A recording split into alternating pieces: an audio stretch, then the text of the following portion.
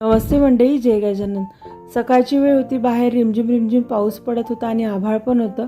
बाकीची सगळी पटापट कामे आवरली आणि स्वयंपाक करायला घेतला। सकाळीच नेहाने भाजी आणि कुकर लावून घेतला आणि मी तिला कणिक भिजवून दिली।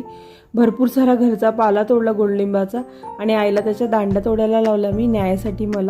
मी आज माहेरी जाणार होते आणि स्वयंपाक झाला, आईंना टिफिन पॅक करून दिला, त्या पण जाण्यासाठी निघाला। तर हा मागे लागला त्यांना बघून, तर नेहाला पण त्यांच्यासोबत जावं लागलं परत येताना पकडायसाठी। आम्ही दोघेही निघालो तो माझ्या माहेरी जाण्यासाठी।